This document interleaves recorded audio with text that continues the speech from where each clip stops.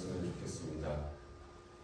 먼저 오늘 말씀이 위치한 단락을 문맥을 한번 생각을 해보도록 하겠습니다.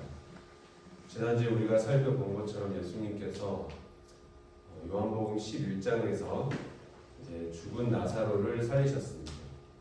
복음서들을 보면은 예수님께서 행하신 기적들이 많은데 여러 기적들 중에서도 이 나사로를 살리신 것이 정말로 놀라운 기적이었습니다. 드라마틱한 일이었습니다. 사람들이 다 보는 와중에 죽었던 나사로가 몸에 이렇게 천을 감은 채로 걸어 나왔으니까 그게 얼마나 이 사람들에게 충격이었겠습니까? 그래서 이 사건 때문에 예수님을 믿는 사람이 많이 생겼습니다. 근데 한편으로는 여전히 예수님을 받아들이지 않고 인정하지 않는 사람들도 있었고, 그들은 예수님을 죽여야겠다, 죽이는 김에 살아난 나사로도 같이 죽여야겠다라고 이렇게 모의를 하는 사람들이 있었습니다. 오늘 말씀은 이제 이렇게 예수님을 끝까지 받아들이지 않는 유대인들에게 예수님께서 다시 한번 자신이 누구신지에 대해서 설명하시는 대목입니다. 우리 앞에 두 절만 다시 한번 읽어보겠습니다. 44절, 45절 말씀. 네, 두 절 읽겠습니다. 시작. 예수께서 외쳐이르시되 나를 믿는 자는 나를 믿는 것이 아니요 나를 보내신 이를 믿는 것이며 나를 보는 자는 나를 보내신 이를 보는 것이니라. 지금 이 예수님께서 하시는 말씀이 요한복음 기준으로 하면은 일반 대중들에게 하신 마지막 말씀입니다. 이 뒤의 말씀들은 다 제자들하고 있을 때 제자들에게만 하시는 말씀이시거든요. 그러니까 예수님께서 지금 마지막으로 믿지 않는 유대인들에게 가장 이제 핵심적인 메시지를, 마지막 당부를 이제 하시는 것입니다. 근데 이 말씀이 무슨 뜻일까요? 말씀의 뜻은 나를 보내신 하나님과 보냄을 받은 내가 지금 너희 앞에 있는데 나와 하나님은 완전히 같은 존재다 라는 말씀을 하시는 것입니다. 비슷하거나 내가 하나님과 조금 비빌 수 있다 정도가 아니라 너희들이 눈앞에 보고 있는 나를 믿는 것이 하나님 믿는 것이고 나를 보고 있으면은 하나님을 보고 있는 것이다 라는 게 무슨 뜻이겠어요? 내가 하나님이다 라는 말씀을 지금 이 유대인들에게 하는 거죠. 유대인들은 하나님은 극진하게 믿으면서 율법을 목숨과 같이 여기면서 하나님의 아들로 오신 예수님에 대해서는 계속 믿지를 않으니까 예수님께서 마지막으로 말씀하시기를 내가 하나님이다 라는 말씀을 지금 하고 계신 것입니다.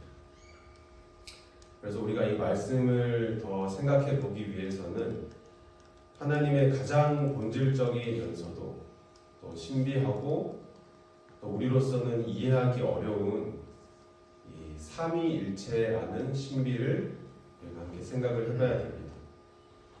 제가 이렇게 목사님이 설교할 기회를 주시면은 매일 성경 본문으로 이렇게 설교 본문을 하고 있는데 이제 이번 주가 요한복음 12장 요 본문이더라고요. 그래서 제가 말씀을 묵상하면서 마음이 어려워졌습니다. 왜냐하면 이 말씀을 설교하려면 삼위일체에 대해서 얘기를 해야 될 것 같은데 이게 너무나도 어렵고 제 언어로 표현할 수 있는 길이 없기 때문입니다. 제가 신대원 다닐 때 3학년 때쯤이었던 것 같은데 이제 수강 신청을 하는데 삼위일체 수업이 있는 거예요. 그래서 굳게 마음을 먹고 이제 수강 신청해서 들어갔는데 100명 정도 들어가는 강의실에 한 10명 와 있더라고요. 그래서 들어보자 해서 이제 하신데 첫 시간부터 교수님이 어려운 말씀을 많이 하셨습니다.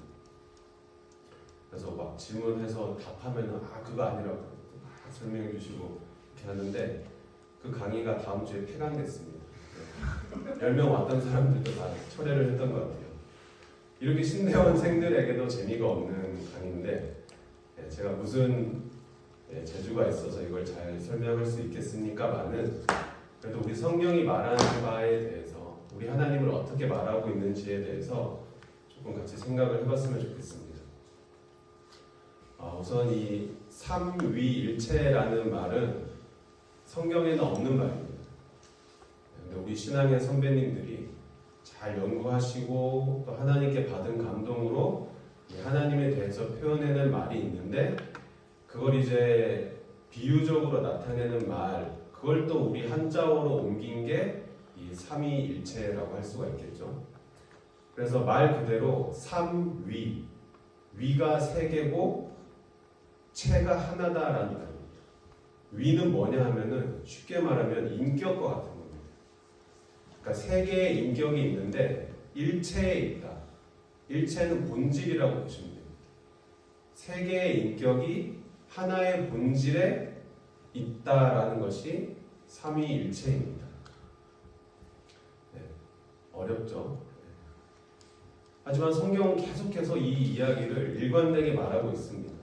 그렇기 때문에 우리 신앙의 선배들이 자기들도 다 알지는 못하지만은 이제 이런 교리를 이제 만들어내게 된 것입니다.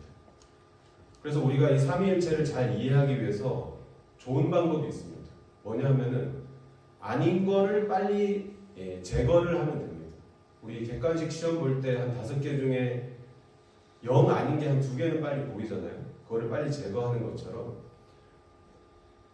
이 성경이 말하는 바와 동떨어진 거를 빨리 이제 머릿속에서 삭제를 하면 되는데, 역사적으로 이 삼위일체를 아주 단순화해서 이해를 했었습니다. 뭐냐면은 바로 신이 세 명이구나, 하나님이 세 명이구나. 왜냐하면 성경에 하나님, 예수님, 성령님 나오니까 우리는 세 명의 신을 믿는 거구나라고 아주 단순하게 이해를 한 거죠. 이것을 삼신론이라고 하는데, 우리 성경이 말하는 하나님은 삼신론이 아닙니다. 왜냐하면 성경의 대전제가 뭐냐면은 신명기서에 나왔죠. 우리 하나님 여호와는 뭐라고요? 오직 유일한 여호와시다라고 말하고 있기 때문에 신이 세 분인 것을 믿는 것은 아닙니다. 근데 우리 많은 기독교인들이 아마 두루뭉술하게 요 삼신론 정도로 하나님을 생각하고 있습니다. 왜냐하면 하나님, 예수님, 성령님이 너무 딱 이렇게 나오니까. 그래서 이제 요게 아닌 것이고, 또 하나 이제 하나님이 세 명이다, 아니지. 그래서 반대의 극단으로 가서 뭐냐면은 하나님은 무조건 한 분이어야 되니까, 그럼 성경에 나오는 그 세 분을 어떻게 이해할까? 한 분 하나님이 이 역할 했다가 저 역할 했다가 왔다 갔다 하시는 거구나라고 또 단순화해서 사람들이 이해를 하기 시작했습니다. 이것을 양태론이라고 하는데요. 이것도 똑같이 이단 사상입니다. 왜냐하면은 똑같이 성경이 이렇게 말하지는 않습니다.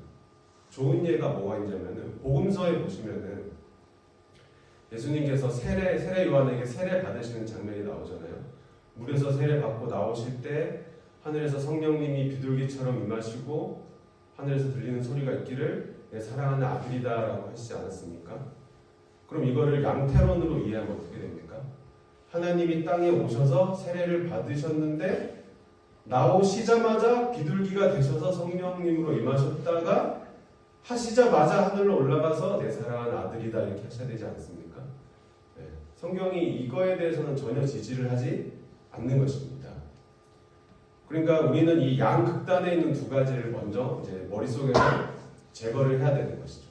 하나님이 세 분 계신 것도 아니고 한 분이 세 역할 하시는 것도 아닌 것입니다.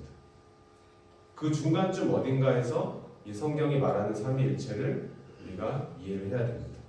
한 본질 안에 구분되는 세 개의 위격이 계신다라는 것입니다. 그럼 우리가 함께 보고 있는 이 요한복음으로 돌아와서 삼위일체를 한번 생각을 해보겠습니다. 요한복음도 마찬가지로 우리 하나님의 신비에 대해서 삼위 하나님께서 한 본질 안에 계시다라는 말씀을 계속 선포하고 있습니다. 요한복음에서 우리가 가장 잘 아는 말씀, 유명한 말씀이 뭐죠? 3장 16절에 아주 독특한 표현이 나옵니다. 한번 해볼까요? 3장 16절 시작. 하나님이 세상을 이처럼 사랑하사 누구를 주셨어요? 독생자를 주셨다라고 했습니다. 우리가 흔히들 독생자를 하나밖에 없는 아들로 이해를 하지 않습니까?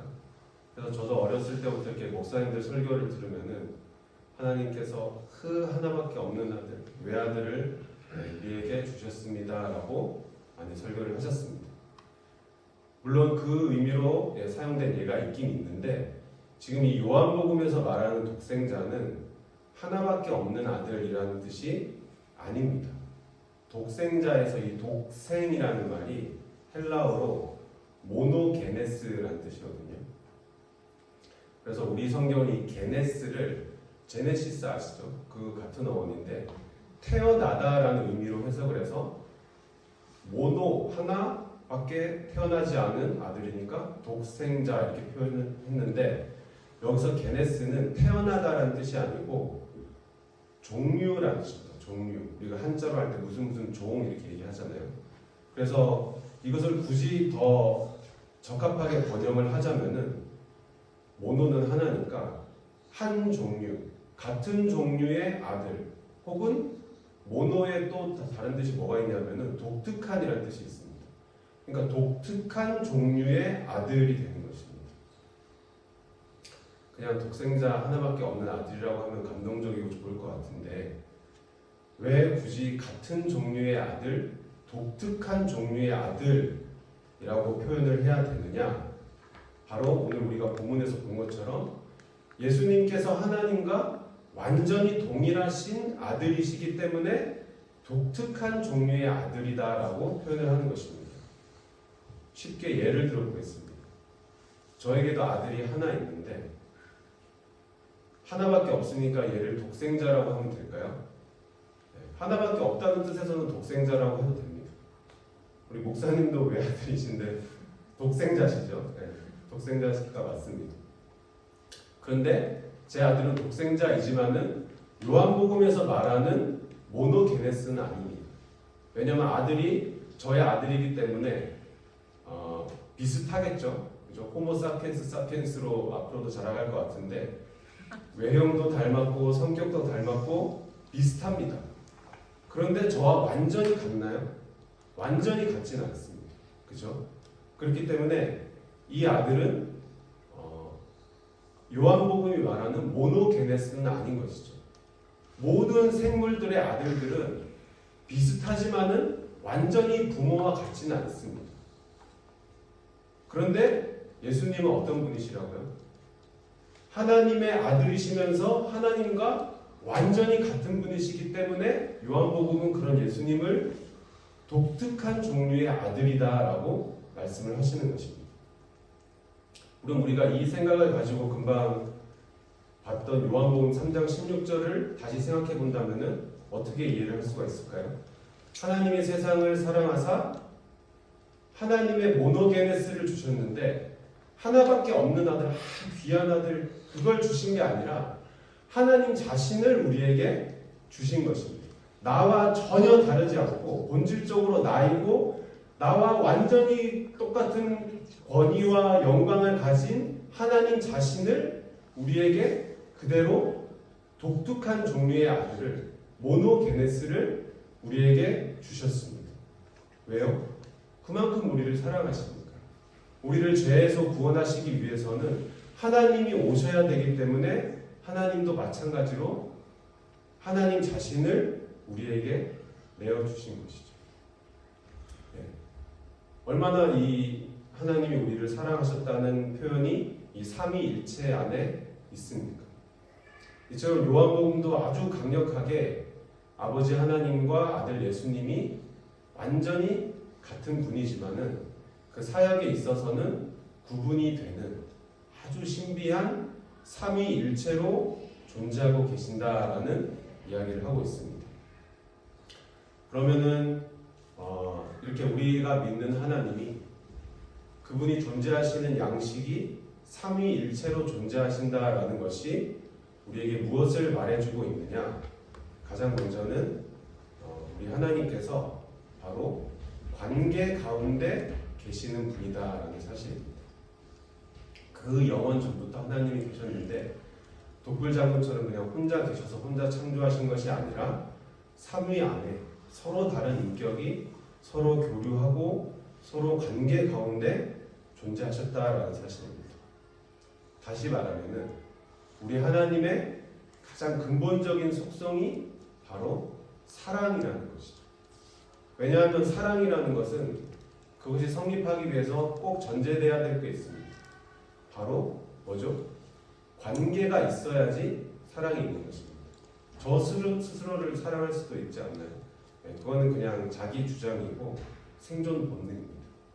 그런데 진정한 사랑은 이 관계 가운데 있어야지 성립을 하는데 우리 하나님은 삼위일체로 계시면서 태초부터 그 삼위의 사랑의 관계 안에서 하나님께서 역사하시고 사역하셨다라는 것입니다. 그래서 성경을 봐도 우리 삼위 하나님께서 구별되게 사역하시지만은 서로 사랑으로 사역하시면서 자기를 주장하지 않으셨습니다. 우리가 잘 아는 예수님께서 잡히시던 날 밤에 마지막으로 기도하신 것 다들 아시지 않습니까? 인간의 몸을 갖고 계셨기 때문에 그 십자가의 고통이 너무 힘들 것이기 때문에 아버지에게 하나님께 기도하기를 이걸 좀 피할 수만 있으면은 좀 피하게 해주십시오. 그런데 뭐라고 하셨죠? 내 뜻대로 하지 마시고 아버지의 뜻대로 하십시오라고 자기를 꺾으셨습니다. 사랑과 낮아짐으로 예수님께서 사역하실 때 자기를 겸손하게 낮추시면서 사역하신 것입니다. 그리고 예수님께서 부활하신 다음에 어떻게 하셨습니까? 막 사람들에게 다 돌아다니면서 내가 부활했다 하고 막 간증 집회하고 막 그렇게 하시지 않았습니다. 몇몇만 만나고서는 마지막에 어떻게 하셨습니까? 그 모든 사역과 영광과 그 할 일들을 다 성령님께 넘기셨습니다. 그리고는 제자들에게 말하기를 보혜사가 오실 것인데 그분이 다 생각나게 할 거다. 그러니까 너희들은 성령을 받아라 라고 하시면서 그 마지막에도 자기를 드러내지 않으시고 겸손하게 사랑으로 사역을 하신 것입니다.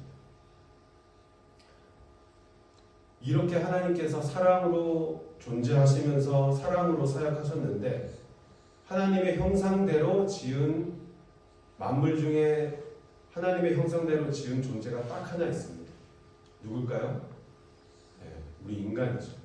창세기 1장에 보면 뭐라고 되어 있습니까?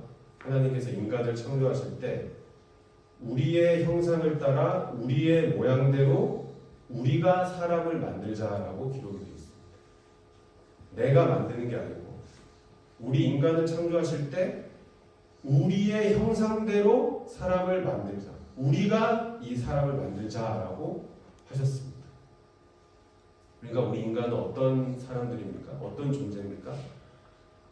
관계 안에 계시는 하나님과 마찬가지로 우리도 관계 안에서 만들어졌고 그 관계 안에서 사랑하도록 지음을 받은 존재들입니다.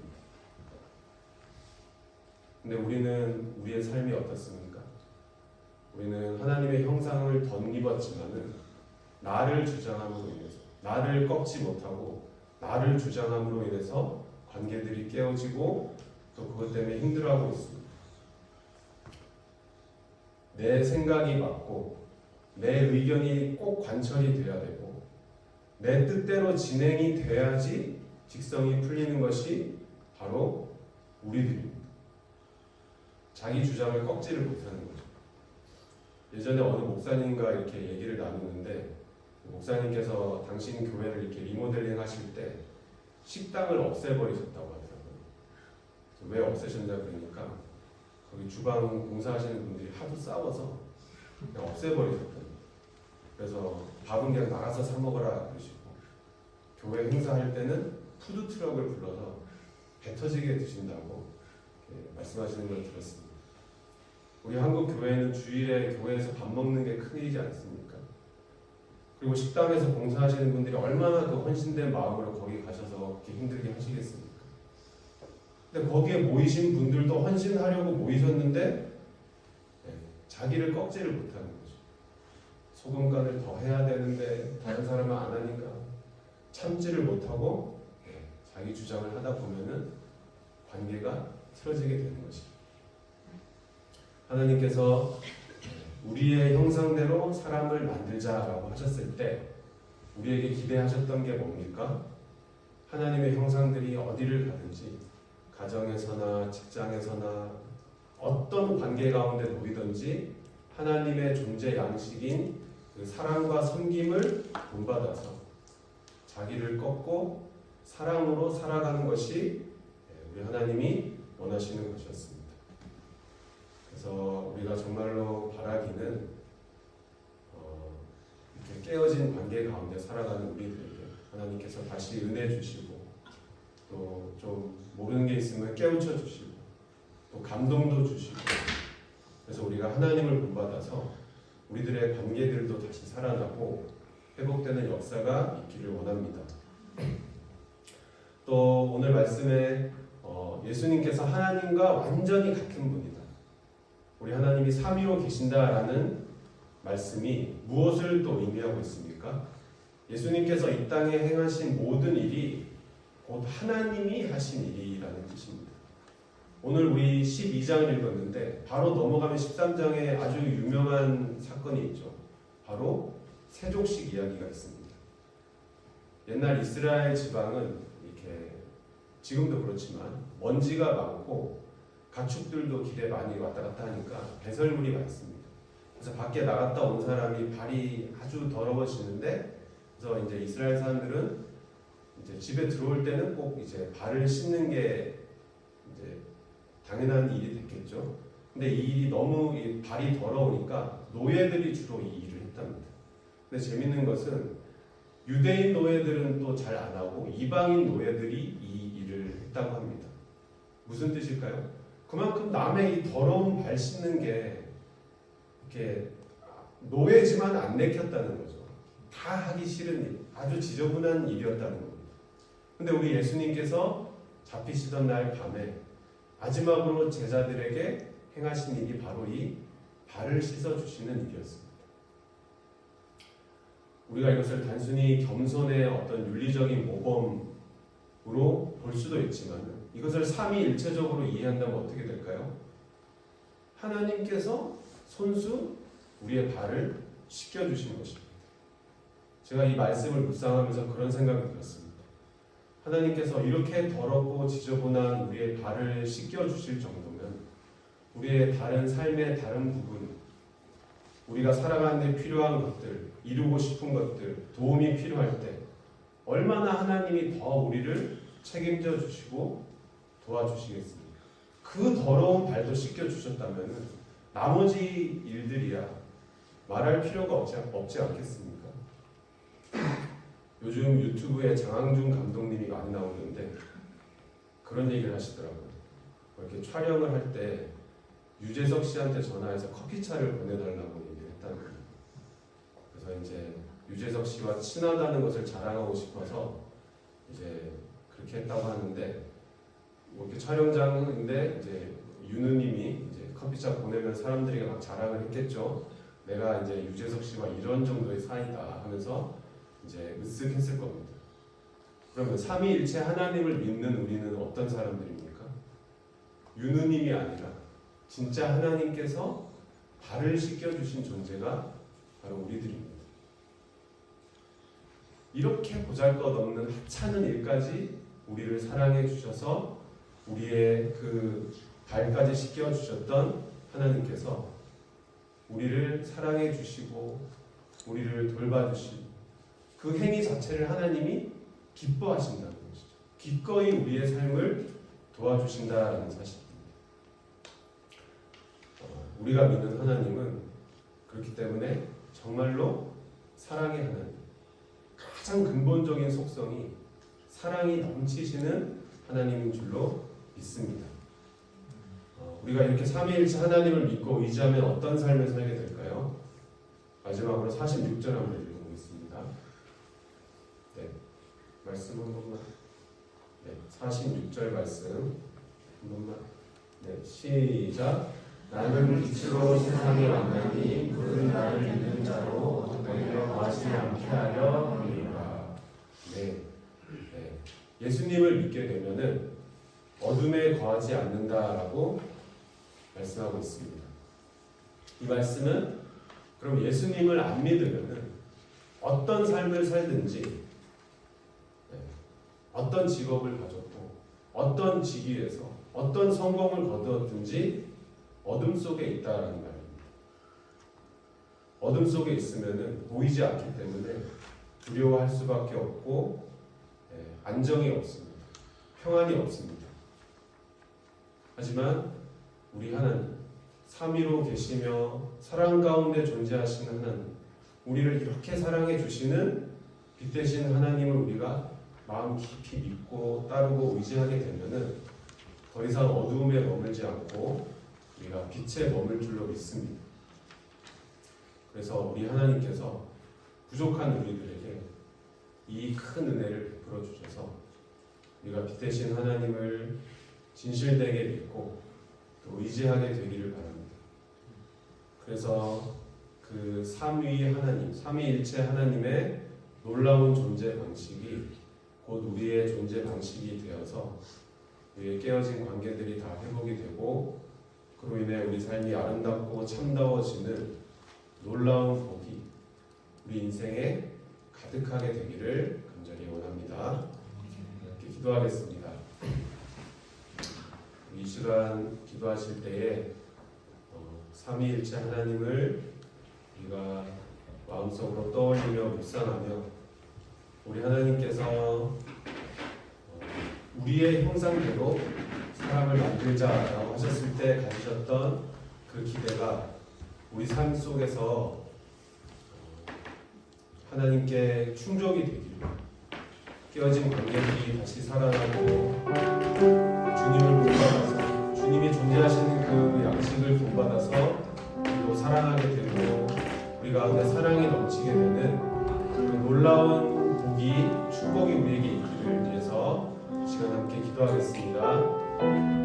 사랑하는 주님 감사합니다. 주님께서 삼위일체로 역사하시며 사역하시며 우리 인간을 만드신 때에 주님 사랑 가운데 하나님의 형상을 본받아서 우리를 지으신 줄로 믿습니다. 우리가 이런 하나님을 본받고 또 하나님의 존재 양식을 본받아서 정말로 주님을 사랑하며 또한 이웃을 사랑하며 깨어진 관계들을 다시 회복하고 주님을 본받아서 우리가 정말로 사랑으로 사역하고 나를 주장하지 않는 귀한 삶을 살게 하여 주시옵소서. 주님, 우리를 사랑하신 주님을 의지하고 우리 가운데 역사하신 주님을 믿습니다. 우리가 빛 가운데 걸어가게 하여 주시옵소서. 어둠 속에서 두려워하고 어둠 속에서 실망하고 어둠 속에서 갈팡질팡하는 것이 아니라 하나님을 내 삶의 주인으로 모셔드리고 정말로 빛 가운데로 걸어가며 빛 대신 주님 가운데 빛 대신 주님을 깊이 사랑하는 우리 모두가 되게 하여 주시옵소서. 사랑의 주님 감사합니다. 빛 대신 주님, 삼위일체로 계시며 사랑 가운데 역사하시는 주님을 우리가 더 알기 원하고 더 주님 사랑하기 원하고 더 주님을 본받기 원합니다. 우리의 삶이 너무나도 부족해 보이고 너무나 깨어진 것이 많고 연약하고 불안함 가운데 있습니다. 주님, 우리를 다시 회복시키시고 성령 충만케 하셔서 삼위 하나님의 존재 양식대로 우리가 이 땅에 사는 날 동안에 주님을 따르며 주님을 본받아 살아가는 우리 모두가 되게 하여 주시옵소서. 모든 말씀 예수님의 이름으로 기도합니다.